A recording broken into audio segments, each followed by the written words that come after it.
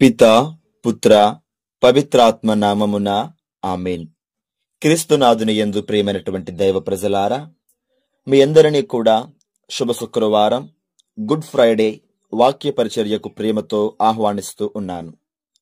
యోహాను శుభవార్త 6వ అధ్యాయము 38వ వాక్యం. నేను పరలోకము నుండి దిగివచ్చినది నన్ను పంపిన వాని చిత్తమును నెరవేర్చుటకే కాని నా ఇష్టానుసారము చేటకు కాదు. యేసుక్రీస్తు నాథుని యందు మిక్కిలి ప్రియమైనటువంటి సహోదరి సహోదరులారా, ప్రతి సంవత్సరము ఎన్నో శుక్రవారాలు కాలక్రమేణి దొర్లిపోతున్నాయి. కానీ ఈ శుభ శుక్రవారానికి, పవిత్ర శుక్రవారానికి, గుడ్ ఫ్రైడేకి ఒక పవిత్రమైన అర్థము ఉన్నది.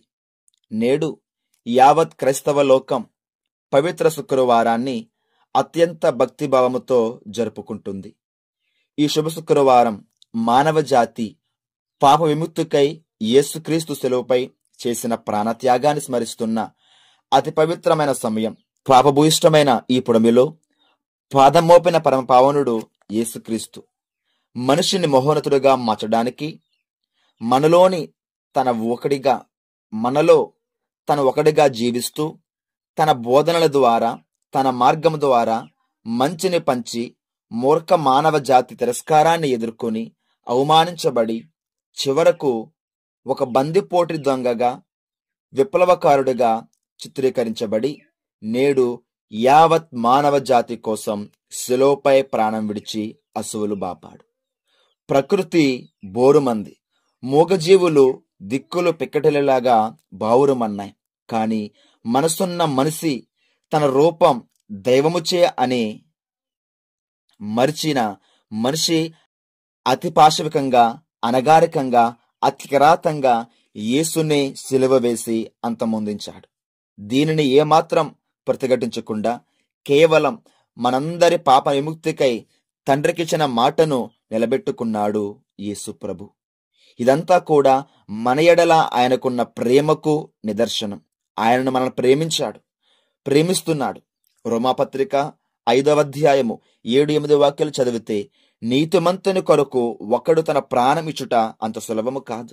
బహుశా సత్పురుషుని కొరకై ఒకడు తన ప్రాణములియ్య సిద్ధపడునేమో. కాని మనము పాపాత్ములమై ఉన్నప్పటికీ క్రీస్తు యేసు మన కొరకు మరణించను కదా. ఇట్లు దేవుడు మనపై తనకున్న ప్రేమను చూపుచు ఉన్నాడు. ప్రియ సహోదరులారా, ఇది దేవుని ప్రేమ.